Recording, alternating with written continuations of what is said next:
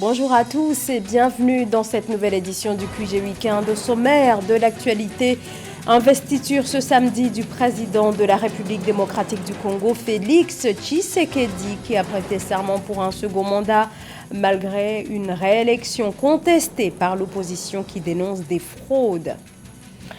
La guerre au Soudan et la crise diplomatique qui oppose l'Éthiopie à la Somalie étaient les sujets principaux évoqués lors d'un sommet de l'IGAD, l'autorité intergouvernementale d'Afrique de l'Est.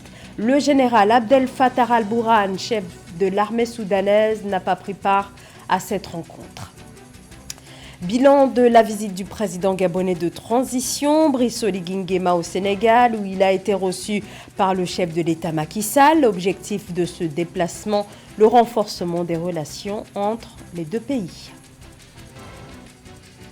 Le président de la République démocratique du Congo, Félix Tshisekedi, déclaré vainqueur de la présidentielle de décembre, dénoncé par l'opposition, a prêté serment ce samedi 20 janvier pour un nouveau mandat de 5 ans. Son investiture a eu lieu au Stade des Martyrs, le plus grand stade de la capitale, où étaient présents près d'une quinzaine de chefs d'État venus principalement du continent africain. Corinne Kamdem. Félix Tshisekedi a prêté serment ce samedi 20 janvier devant près de 60 000 spectateurs au Stade des Martyrs de Kinshasa. 18 chefs d'État et 4 anciens chefs d'État ont fait le déplacement pour l'occasion. Il entame ainsi son second mandat à la tête de la République démocratique du Congo. Moi, Monsieur Tshisekedi Tshilombo Félix Antoine, élu président de la République démocratique du Congo, je jure solennellement devant Dieu et la nation d'observer et de défendre la Constitution et les lois de la République, de maintenir son indépendance et l'intégrité de son territoire, de sauvegarder l'unité nationale, de ne me laisser guider que par l'intérêt général et le respect des droits de la personne humaine, de consacrer toutes mes forces à la promotion du bien commun et de la paix, de remplir loyalement et en fidèle serviteur du peuple les hautes fonctions qui me sont confiées. La Cour prend acte de votre prestation de serment en qualité de président de la République démocratique du Congo. Toutes nos félicitations. Très critiqué par l'opposition et l'Église catholique, le président Tshisekedi devra faire face à de nombreux défis au cours de ce nouveau mandat, notamment sur les plans sécuritaires et économiques. S'il y a eu une accalmie dans les combats dans l'est du pays pendant les élections, les violences ont depuis repris entre l'armée et les rebelles du M23, soutenus selon Kinshasa par le Rwanda voisin.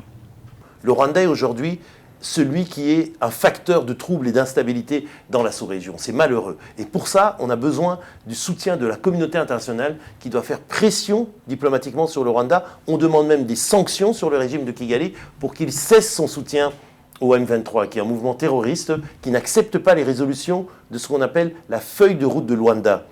Notons qu'une partie de l'opposition menée par Moïse Katumbi et Martin Fayoulou n'en déborde pas et maintient les accusations de fraude et de hold-up électoral qui ont entaché ces élections. Elle avait notamment appelé au boycott de cette investiture. L'actualité également marquée par la crise post-électorale aux Comores sur fond d'accusations de fraude lors des dernières élections et alors que l'opposition est une majeure partie de la société civile qui continue de dénoncer les résultats provisoires qui donnent vainqueur le président sortant Azali Assoumani. Les protestations se sont poursuivies ce vendredi et ce samedi avec plusieurs manifestations pacifiques dans plusieurs régions des îles Comores pour dénoncer l'issue du scrutin et la mort de Mouslim Ahmed, un jeune homme de 21 ans tué par balle par les forces de l'ordre ce mardi 16 janvier lors des mouvements de contestation.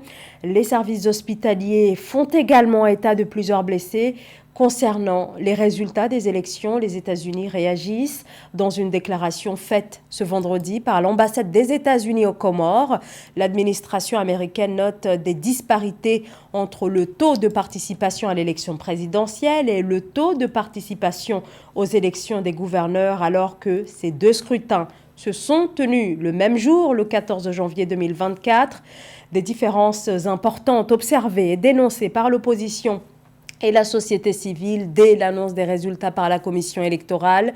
Sachez également que des appels à d'autres rassemblements ce dimanche ont été lancés par la société civile. La 42e session extraordinaire de l'IGAD, l'autorité intergouvernementale pour le développement qui rassemble des pays d'Afrique de l'Est. Cette rencontre s'est tenue le 18 janvier dernier en Ouganda. La crise diplomatique qui oppose la Somalie à l'Éthiopie et la guerre au Soudan, opposant depuis avril 2023 les paramilitaires à l'armée régulière, était au cœur de ce sommet extraordinaire de l'IGAD auquel le général Abdel Fattah al-Burhan, chef de l'armée soudanaise, a décidé de ne pas y participer. Catherine Gombe. Le sommet extraordinaire de l'autorité intergouvernementale pour le développement de l'Afrique de l'Est, IGAD, organisé en Ouganda, s'est terminé le 18 janvier 2024. Au menu des échanges de crise centrale, la tension diplomatique entre l'Éthiopie et la Somalie depuis la signature d'un accord avec le Somaliland, territoire autoproclamé indépendant que Mogadiscio ne reconnaît pas, ainsi que la guerre au Soudan en cours depuis avril 2023. Excellence, la situation entre la République fédérale de Somalie et la République fédérale démocratique d'Éthiopie nous préoccupe beaucoup. En effet, elle ne peut laisser aucun Africain indifférent. En l'absence de plusieurs parties prenantes, toutes les préoccupations n'ont pas pu être élaguées. En effet, l'Éthiopie n'était pas présente officiellement à cause d'un conflit d'emploi du temps. Le chef de l'armée soudanaise, le général al-Burhan, avait lui annoncé son boycott du sommet car l'IGAD avait invité son adversaire, le général Hemeti. Dans ces conditions, l'IGAD a relancé les initiatives de paix concernant le Soudan en rappelant les engagements des belligérants, leur demandant de se rencontrer d'ici à 14 jours. The war in Sudan, if you look at our communique, la guerre au Soudan, si vous regardez le communiqué, nous l'avons décrite comme une guerre injuste. Que les combattants pour la liberté prêtent attention à ces propos. Lorsque nous luttions pour notre liberté, souvenez-vous, les guerres anticoloniales étaient des guerres justes, parce que nous luttions pour la justice et que nous ne pouvions pas l'obtenir autrement. Because we are fighting for justice and we could not get it by any other means. Les autorités somaliennes ont dénoncé début janvier 2024 l'accord entre le Somaliland et l'Éthiopie pour un accès d'Addis Abeba à la mer Rouge, la Somalie contestant la souveraineté de la région séparatiste de Somaliland. La fin de la visite du président gabonais de transition, Brice Oligui Nguema, qui était en déplacement du 17 au 19 janvier au Sénégal. Plusieurs entretiens étaient au programme, comme celui avec le chef de l'État sénégalais Macky Sall, avec qui il a été question du renforcement de la coopération Sud-Sud. Cette première rencontre entre les deux dirigeants intervient près de 5 mois après le coup d'État qui a porté au pouvoir le général Oligui Nguema. Nana Kamsoukom. Retour en terre sénégalaise pour le général Brice Oligui Nguema, mais cette fois en tant que chef de l'État. Les services de communication de la présidence du Sénégal ont rappelé que l'actuel président de la République du Gabon fut attaché de défense à l'ambassade du Gabon à Dakar. Lors du tête-à-tête entre le président sénégalais Macky Sall et le président gabonais le 18 janvier à Dakar, les deux dirigeants ont officiellement abordé diverses questions de renforcement de la coopération bilatérale, à l'instar des visas et cartes de séjour, de l'enseignement supérieur ou encore de l'économie et de la jeunesse. Ce que nous avons fait, c'est que nous pouvons encore mieux faire pour hisser notre coopération économique et commerciale au même niveau que nos relations politiques et diplomatiques. Nous pouvons aussi développer davantage des échanges d'expériences dans les domaines cibles d'intérêt commun et mieux impliquer nos secteurs privés respectifs. La visite du président gabonais de transition au Sénégal est la première depuis sa prise de pouvoir le 30 août 2023. En attendant la fin de la transition prévue en 2025, le général Brice Clotaire Oligui Nguema multiplie les déplacements au sein des pays du continent africain pour permettre au Gabon de retrouver sa place dans les institutions sous-régionales et continentales. Le Gabon reste suspendu des instances de l'Union africaine depuis la survenue du coup d'État contre Ali Bongo. Le Sénégal, pour moi, je ne le cacherai pas, c'est un pays que je tiens à cœur. C'est un pays où j'ai passé 5 ans ici comme attaché de défense. Peut-être, je ne veux pas aussi le cacher, mon inspiration vient du Sénégal. Parce que le Sénégal, pour nous, a toujours été cet exemple de démocratie. Cet exemple que nous aspirons tous depuis la conférence de la Baule.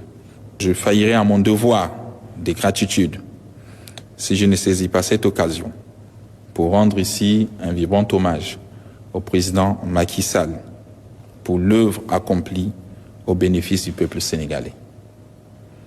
C'est un chef d'État bâtisseur. Cité en exemple de démocratie par le président gabonais, le Sénégal organise le 25 février 2024 l'élection présidentielle, un scrutin auquel le président sortant Macky Sall a décidé de ne pas participer après 2 mandats, préférant soutenir un autre bâtisseur, son premier ministre Amadou Ba. Au Tchad, les députés du Parlement de transition ont voté ce vendredi 19 janvier la confiance au nouveau Premier ministre et ancien opposant Succès Masra. Le chef du gouvernement qui la veille avait présenté le programme de son gouvernement axé en priorité sur l'organisation d'une sortie de la transition et sur les principaux défis liés au développement du pays. Nathalie Mo. Pour un Tchad nouveau, le Premier ministre Succès Masra a élaboré un plan de développement pour le pays. Présenté devant le Conseil national de transition le 18 janvier 2024, le programme politique du gouvernement se structure en 4 axes, l'éducation, l'énergie, la bonne gouvernance et le développement infrastructurel. Nous veillerons à sa mise en œuvre afin de prêcher par l'exemple et utiliser les économies de vertu républicaine pour répondre aux problèmes de nos concitoyens. L'éducation par exemple, l'électricité. Mais pas que. D'ores et déjà, vous l'avez sans doute remarqué, le nombre de ministères a été réduit comparativement au gouvernement précédent. Et ces économies nous permettront d'améliorer les conditions de vie des compatriotes. Le Premier ministre tchadien Succès Masra a retracé le chemin pour un retour à l'ordre constitutionnel après près de 4 ans de transition. 2024 est une année électorale au Tchad. Le pays devrait organiser une élection présidentielle d'ici la fin d'année, scrutin pour lequel l'ex-parti au pouvoir, le Mouvement patriotique du salut, a investi son candidat, le président de la transition Mahamat Idriss Déby. Pour le chef du gouvernement, la priorité est la construction d'institutions fortes pour garantir la stabilité politique au Tchad. Nous agirons pour que la ceinture du Tchad inspire confiance. Confiance aux partenaires sociaux, confiance aux entreprises, confiance aux investisseurs et partenaires du Tchad. Nous devons arriver à ce Tchad où les citoyens diront avec conviction, quand le gouvernement dit, le gouvernement fait. Succès Masra veut établir un lien de proximité entre l'État et ses citoyens. Il prévoit donc d'élever toutes les langues tchadiennes au rang de langue nationale. Le chef de l'exécutif a critiqué l'archaïsme actuel de l'administration au Tchad et entend impulser une révolution numérique. Une digitalisation de l'État à laquelle il compte consacrer un investissement d'une valeur de 17 milliards de francs CFA. La Coupe d'Afrique des Nations de football se poursuit en Côte d'Ivoire. Une compétition marquée ce vendredi par la victoire de la Guinée, le Sili national qui s'est imposé ce vendredi face à la Gambie 1-0. La sélection se rapproche ainsi des 8e de finale de cette CAN. Le point avec Nabila Kamara. Le Sili national de Guinée se relance dans sa poule après le 1-1 concédé contre les Lions indomptables. Il comptabilise 4 points après sa victoire le vendredi 19 janvier 2024 contre la Gambie d'1-0. Une joie explosive pour les supporters de l'équipe nationale guinéenne à Conakry qui pensent déjà au trophée. On a déjà le trophée, on a la meilleure équipe de cette CAN. On va montrer à toute l'Afrique que la Guinée est de retour. La Guinée va ramener cette CAN. La Guinée, c'est l'outsider de cette CAN. Notez-le, on n'est pas venu pour s'amuser, on est venu pour gagner. Oui, on est très content, très content. Personnellement, moi, je suis très contente. Et le match a été serré, très tendu, mais on a gagné quand même. la victoire est là. C'est une fierté pour moi d'être guinéenne et voilà. Pour les supporters du Syli national de Guinée, ces 3 points redonnent un bon élan à la sélection guinéenne pour atteindre les 8e de finale de cette 34e édition de la CAN. Battre la Gambie, un ticket validé pour la suite de la compétition pour les poulains de Kaba Diawara. Malgré cette performance, quelques réglages techniques sont nécessaires pour mieux harmoniser le jeu et espérer poursuivre l'aventure. Je pense que le Syli national a été plus ou moins à la hauteur. Parce qu'il y a de cela, on a eu la victoire, ça c'est déjà salutaire, mais il y a beaucoup de choses à améliorer, surtout au niveau tactique et au niveau de la libération des ballons et surtout côté offensif. Ça nous manque beaucoup, donc je crois que le coach Kaba Diawara doit améliorer ce niveau pour que les libérateurs puissent libérer le ballon et que les attaquants puissent faire leur boulot, quoi. La prochaine sortie du Syli national de Guinée est prévue pour ce mardi 23 janvier 2024 contre le Sénégal, tenant du titre et qualifié pour la prochaine phase avec 6 points. En attendant, les coéquipiers de Naby Keïta offrent une belle soirée aux 12 millions de Guinéens. Et c'est la fin de ce journal. Merci à vous tous de nous avoir suivis. Restez avec nous sur Africa 24.